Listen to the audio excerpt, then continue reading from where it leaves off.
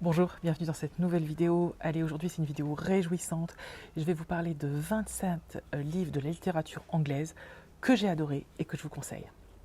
Bon, vous allez voir, il y a du poids lourd, hein. Vous vous en doutez. C'est parti. On va d'abord parler des livres pour enfants. S'il y a bien un sujet intéressant, c'est les livres pour enfants, surtout dans la littérature anglaise, où 9 fois sur 10, le sous-texte n'est pas du tout pour enfants et nous permet à nous adultes de prendre beaucoup de plaisir à la lecture. Et on commence bien évidemment par Alice au Pays des Merveilles de Lewis Carroll, qui n'est absolument pas un livre pour enfants, tant la structure narrative que le propos est compliqué et parfois un peu touchy, puisqu'il aborde des sujets comme la drogue ou plein d'autres thématiques un peu totalement adultes. Alors je ne vais pas revenir sur la thématique, sur le contexte de l'écriture de ce livre. Je sais que c'est problématique, je sais que Lewis Carroll s'est inspiré d'une petite fille et que c'était très ambigu. Voilà, on n'est pas là pour revenir sur ce débat-là, ça pourrait faire l'objet d'une autre vidéo, mais ce roman est hyper intéressant si on veut vraiment connaître la littérature anglaise. Ensuite, autre écrivain anglais star total, c'est Roald Dahl. Alors il est plus honnêtement britannique, il est gallois et c'est un auteur pour la jeunesse à succès, mais je trouve que ses livres peuvent se lire à tous les âges. Moi j'ai choisi de vous parler de Mathilda. Mathilda, je l'ai écouté récemment en voiture avec mes enfants il y a quelques années et ce livre est truculent, c'est si drôle, c'est si bien écrit, c'est si bien fait. Même en étant adulte, n'hésitons pas à lire Roald Dahl, il est génial. Et maintenant, un écrivain irlandais, C.S. Lewis, un de nos Britanniques préférés, celui qui a écrit Le Monde de Narnia. Le Monde de Narnia, c'est un univers incroyable. Et si vous n'avez jamais découvert les livres de cet auteur, je vous invite à les lire parce que franchement, c'est top. Alors, il y a, que je ne vous dise pas de bêtises, il y en a 7, hein, je crois, dans la saga. Dans la saga, il y en a 7. Le neveu du magicien, le lion, la sorcière blanche et l'armoire magique, le cheval et son écuyer, le prince Caspian, l'odyssée du passeur d'aurore, le fauteuil d'argent et la dernière bataille. Je me souviens, moi, qu'à la lecture, j'avais été un peu embêtée parce que il les a écrits pas dans l'ordre de l'histoire. Donc, soit vous pouvez les prendre dans l'ordre de l'histoire et vous allez avoir une avancée progressive, notamment des enfants que vous rencontrez puis que vous perdez parce que quand ils sont trop grands, ils ne peuvent plus passer à Narnia. Donc, voilà. Et donc vous en perdez au fur et à mesure, mais vous en gagnez d'autres. Ou alors vous les lisez dans l'ordre de l'écriture, mais du coup c'est moins... Voilà. Donc je sais que je m'étais interrogée à la lecture de ces livres, mais quoi qu'il en soit, c'est une formidable saga que je vous invite à découvrir. Bon, je le mentionne parce que je suis obligée à Harry Potter. Et évidemment, si vous voulez connaître la littérature jeunesse anglaise, bah vous devez lire Harry Potter. Mais bon, comme je suppose que c'est fait, je ne vais pas m'étendre. Et on va terminer avec un autre auteur anglais qui est Philip Pullman et sa série À la croisée des mondes. Alors, À la croisée des mondes, c'est un univers d'une grande richesse. Ce sont des livres qui sont hyper intéressants à lire à tout âge, notamment parce qu'il y a un paratexte et une analyse, une critique de la religion extrêmement forte. Et moi, j'avais trouvé ça passionnant.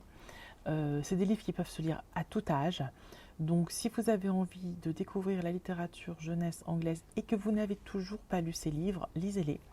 Il y a eu plein d'adaptations, films, en série, mais je trouve qu'ils n'arrivent pas à rendre justice à l'univers. J'ai toujours été un peu déçue par les adaptations de cet univers. Vraiment, faites-vous plaisir, allez lire ces livres. Ensuite, bien sûr, quand on parle de l'univers anglais, on parle de gothique. Hein. Comment on va pouvoir faire l'impasse de l'univers gothique dans la littérature anglaise? Eh bien, on va pas. Voilà. Donc, je vais vous parler de mes petits chouchous, et à commencer par Théo de Hurlevent, évidemment. Donc, je ne vais pas vous faire l'offense de vous pitcher le roman d'Émilie Brontë. Au cas où, je vous invite à rencontrer Heathcliff et Catherine. Ce livre est absolument impressionnant, la langue est absolument magnifique, l'univers créé et les thématiques apportées dans cette ambiance sombre, noire, gothique, avec cette langue anglaise, etc. C'est un des romans les plus brillants que j'ai lus, les plus forts, les plus intéressants. Les personnages sont parfois tellement détestables et pourtant, vous ne lâchez jamais le livre. C'est vraiment un roman, un des plus beaux, enfin, alors beau, un des romans les plus forts que j'ai lus, les plus intenses, et en termes de qualité narrative, parfait. Donc vraiment, lisez Les Hauts de Hurlevent. Littérature gothique, Dracula de Bram Stoker. C'est un de mes 5 livres préférés au monde, avec le Frankenstein dont je vous parlerai juste après. Donc Dracula, pareil, est-ce que je vais vous faire l'affront de vous pitcher cette histoire? Peut-être pas, mais voilà. Vu le nombre d'adaptations, vu ce qu'est devenu le personnage de Dracula dans la culture populaire, ce qu'a fait Bram Stoker avec ce roman et que la création de ce personnage, c'est déjà exceptionnel. Mais alors en plus en termes d'écriture c'est extrêmement fort, c'est un livre qui repose uniquement sur, c'est un roman semi-épistolaire et aussi avec des journaux intimes, des articles de presse, etc. Alors c'est un roman qui peut paraître un peu long, un peu lent, mais qui est tellement magnifique avec cette histoire incroyable. On s'attache à Jonathan Harker, on s'attache à Mina Harker, on s'attache à Lucy, évidemment elle est incroyable, on s'attache à Van Helsing, et on s'attache à Dracula. Si vous n'avez toujours pas osé passer le cap, essayez quand même de vous lancer. C'est vraiment un roman qui vaut le détour. Et bien sûr, en matière de roman gothique, pareil, on ne fait pas l'économie de Frankenstein de Mary Shelley, qui est un pur chef-d'œuvre, qui je pense est plus facile à lire que Dracula. En tout cas, en termes de structure narrative, on va être sur une structure plus classique. Le personnage de Dr Frankenstein est hyper intéressant. Et il crée son monstre. Ce qui est drôle, c'est qu'au fil du temps, le personnage de Frankenstein est devenu très connu. Il y a eu une collusion entre le monstre et le nom du docteur Frankenstein, ce qui fait qu'aujourd'hui, et dans certains films, celui qui s'appelle Frankenstein, c'est le monstre. Mais si vous ne connaissez pas les origines de cette histoire, si vous n'avez jamais lu ce livre, si vous n'avez pas vu à quel point l'analyse de la société anglaise, son approche de la science, parce que c'est très scientifique, très intéressant, lisez ce roman. L'écrivaine a fait un travail formidable. Moi, ça m'a vraiment fascinée. Je pense que Mary Shelley est vraiment une très, très, très grande écrivaine. Et même si vous n'aimez pas l'univers fantastique, je pense que c'est un roman à lire. Enfin, un roman de Robert Louis Stevenson, L'étrange cas du Dr Jekyll et de Mr Hyde, un livre qui est très court, mais qui est très dense, très intéressant. Donc là, pareil, on connaît tous l'histoire de ce personnage double, et c'est absolument fascinant. Et souvent, on connaît l'histoire et parfois, on n'a pas lu le livre. Si vous ne l'avez pas fait, faites-le parce que le livre est très très bien. Il se lit très vite et il y a une noirceur là-dedans et une analyse philosophique et un regard sur la société anglaise de l'époque qui est passionnant. Donc, si vous n'avez jamais lu ce livre, vraiment, faites-vous plaisir. Et enfin, pour terminer, je ne vais pas pouvoir faire l'économie d'Edgar Allan Poe parce qu'en matière de gothique et de noirceur, c'était le maître. Donc, je vous invite à lire Histoire extraordinaire, mais vous pouvez en lire d'autres parce qu'Edgar Allan Poe, c'est Poe, quoi. Et dans Histoire extraordinaire, le volume 1, vous avez la fameuse nouvelle Double assassinat à la rue Morgue. Et voilà, ce sont des textes qui sont très connus. Autre texte très connu, c'est Le Corbeau. Vraiment, ce sont des courtes histoires assez faciles à lire, hyper intéressantes, hyper troublantes parfois. Lisez Edgar Allan Poe. Alors, il y a aussi un pendant très fort dans la littérature anglaise, c'est le côté un peu philosophique. Je vais juste vous parler d'un seul roman qui a cette dimension-là, c'est Le Portrait de Dorian Gray d'Oscar Wilde, parce que je l'ai beaucoup aimé. Alors c'est un livre qui, je sais, ne plaît pas à tout le monde, mais moi je l'ai adoré. J'ai adoré justement cette dimension fantastico-philosophique de ce personnage qui fait le vœu de ne pas vieillir, que ce soit son portrait qui vieillisse à sa place, et de toutes les dérives que ça entraîne, la psychologie du personnage, même s'il est absolument insupportable et qu'on déteste Dorian Gray. C'est un anti-héros, comme souvent dans les gothiques, Heathcliff c'est un anti-héros, Dracula est un anti-héros, le docteur Frankenstein est un anti-héros, et là vous avez encore un anti-héros, mais c'est un livre qui est hyper intéressant et que moi j'ai adoré. Autre tendance hyper intéressante dans les romans anglais, c'est la dystopie. Alors la dystopie chez les romans anglais, ça permet d'avoir une construction politique forte, et il y en a quelques-uns comme ça que j'ai adoré, dont j'ai envie de vous parler.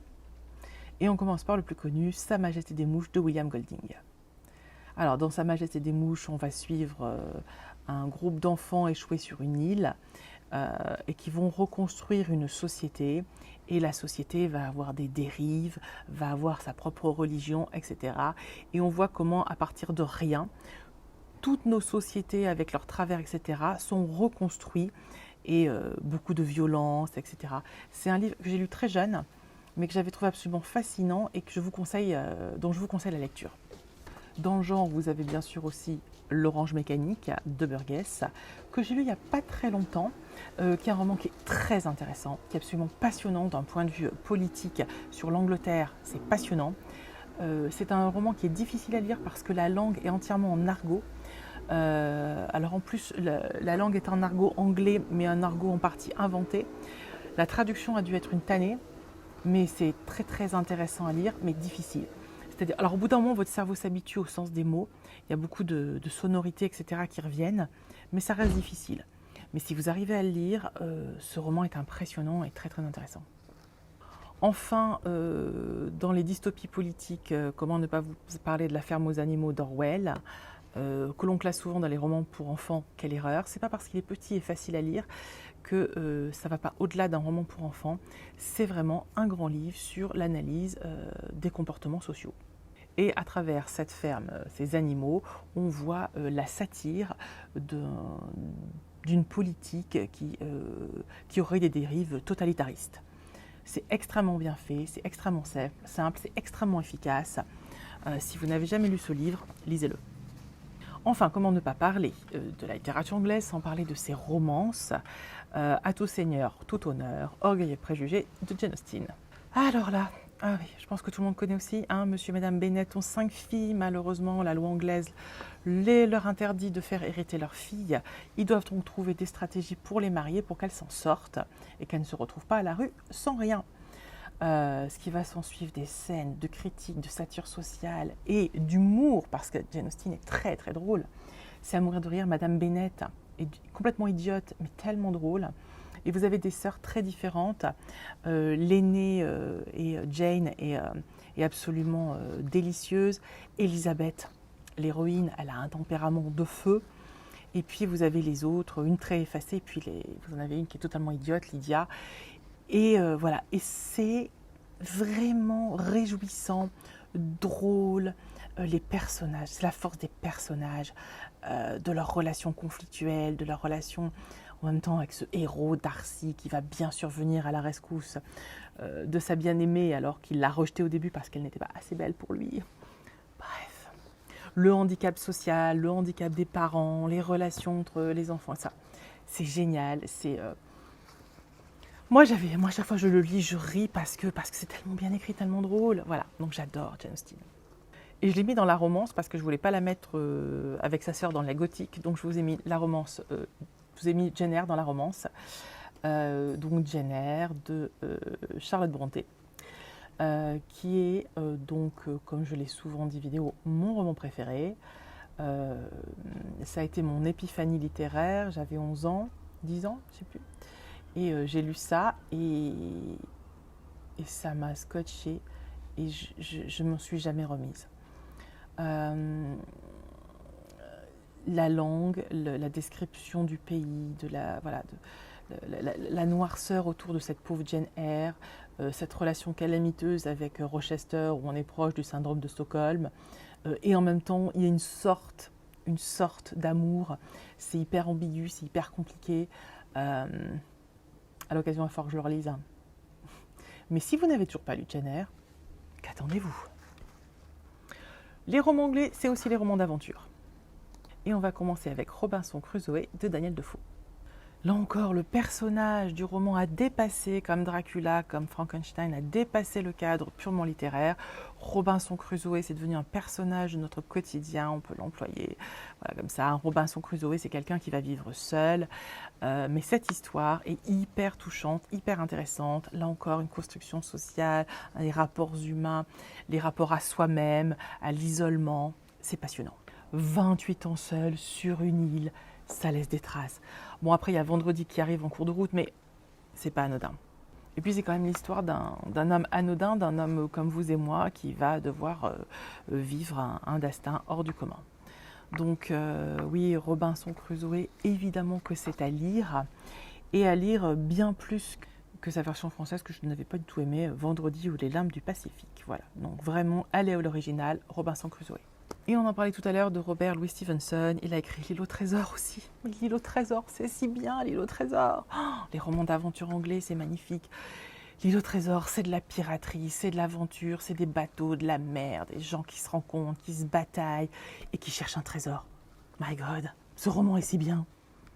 Donc voilà, si vous n'avez pas encore lu ce chef-d'œuvre de la littérature anglaise, lisez ce livre, il est incroyable. Qui dit littérature anglaise dit bien sûr polar. Mais oui, le polar à l'anglaise, tellement connu. Et la reine, la queen incontestée du domaine, c'est évidemment Agatha Christie. Alors quand on parle de littérature anglaise et de polar, elle arrive en tout premier dans nos têtes. Donc je vais vous parler du Crime de l'Orient Express, mais bon, voilà, j'aurais pu prendre un autre. Il y en a moult qui sont très connus. Le Crime de l'Orient Express reste quand même assez excellent. Aujourd'hui, le dénouement, on le connaît, mais c'est vrai qu'à l'époque, c'était très original. Et puis Hercule Poirot. Donc si par hasard, j'y crois pas trop, mais bon, si par hasard, vous n'aviez pas lu le Crime de l'Orient Express, lisez-le. Et quand on parle de polar à l'anglaise, on pense à Arthur Conan Doyle et son personnage chouchou de Sherlock Holmes. Alors du coup, j'ai mis Le Chien des Baskerville, parce que c'est le texte le plus connu. C'est un texte très noir, un peu mystérieux, qui se lit tout seul, qui est souvent proposé au collège, je crois, parce qu'il n'est pas très long, assez facile à lire. Et puis voilà, c'est une première rencontre avec ce personnage atypique qui est Sherlock Holmes. Alors ce roman est captivant et angoissant à souhait, et si vous n'avez toujours pas lu de roman d'Arthur Conan Doyle, n'hésitez pas à lire Le Chien des Baskerville. Il y a aussi les romans féministes dans la littérature anglaise, et là, la papesse, l'impératrice, la reine, la queen, la déesse, Virginia Woolf. Bon, on va parler de Mrs. Dalloway. J'ai hésité, je savais pas quoi mettre, j'ai mis Mrs. Dalloway. J'aime beaucoup ce roman, j'aime beaucoup sa structure narrative, j'aime beaucoup la langue, j'aime beaucoup le personnage. C'est un roman qui se lit très bien, qui est plutôt plus facile à lire que d'autres romans de l'autrice. Et si vous avez envie de découvrir la langue de Virginia Woolf parce que vous ne l'avez jamais lu, lisez Mrs. Dalloway. Franchement, ça vaut le détour. Autre domaine très connu de la littérature anglaise, le théâtre. Oui, c'est quand même eux qui ont eu Shakespeare. Shakespeare et son théâtre incroyable. Je vous ai mis pour aujourd'hui Roméo et Juliette, mais j'ai hésité. J'aime beaucoup Le Roi Lear. Je trouve que c'est une pièce qui est incroyable, qui est tellement intense, c'est une pièce horrifique, avec beaucoup de glauque, on arrache des yeux. Enfin, c'est vraiment une pièce folle. Mais Roméo et Juliette étant la plus connue, l'histoire d'amour ultime. Donc voilà, en tout cas, choisissez celle que vous voulez, mais si vous avez envie de découvrir le théâtre de Shakespeare, ça en vaut la peine, c'est une lecture qui est hyper intéressante. Autre auteur de théâtre anglais, Oscar Wilde, qui a écrit L'importance d'être constant. J'en parlais dans une vidéo récemment favori parce que je l'ai vu monter l'année dernière. Ce texte est un bijou, c'est du cousu main, vous riez d'un bout à l'autre, avec les quiproquos, ces personnages fous, cette ambiance so British. Vraiment, lisez L'importance d'être constant. Et enfin, pour terminer, je vais vous parler de 2 livres de la même autrice. Oui, ce sera mes 2 derniers. Mais comment vous parler de littérature anglaise et de ne pas parler de Daphné du Maurier? Je suis sûre que certains parmi vous se disaient « Mais elle l'a oublié ». Mais non, je ne l'ai pas oublié. Ma chouchoute. Alors, d'un côté, Rebecca, ce livre que tout le monde aime, que tout le monde apprécie, qui est le plus connu de l'autrice, qui est le plus vendu, celui dont on parle en premier quand on parle d'elle, qui est hyper intéressant, qui pose vraiment les bases de ce que fait cette autrice. À titre personnel, mon préféré, c'est L'Auberge de la Jamaïque. Parce que dans celui-ci, vous avez une ambiance folle. Outre le fait que l'héroïne est très attachante, Marie est très attachante, plus attachante que l'héroïne de Rebecca. Je la trouve vraiment badass, je l'aime énormément. Et elle ose. Elle vit vraiment des aventures, mais elle se donne. Et j'ai adoré lire ce livre. Il se passe des choses dans la nuit, il se passe des choses très sombres, il y a plein de mystères. Oh, ce livre est tellement exaltant, tellement palpitant. Jusqu'à la fin, vous en pouvez plus tellement c'est trop bien. Oh, vraiment. Donc, lisez L'Auberge de la Jamaïque, mais vous pouvez en lire d'autres, vous pouvez lire tout ce que vous voulez de cette autrice. Elle écrit hyper bien. Et même si nous, on en parle souvent, que je la vois pas mal passer sur les réseaux sociaux, je trouve que c'est une autrice qui n'est pas, en tout cas en termes de grand public, reconnue à sa juste valeur. Donc, défendons-la, elle est géniale. Voilà, je vous fais des gros bisous, j'espère que cette vidéo vous aura plu et vous donnera envie de lire un petit peu de littérature anglaise. N'hésitez pas à liker, à commenter, à me donner vous vos préférences en matière de littérature anglaise et on se retrouve prochainement. Ciao.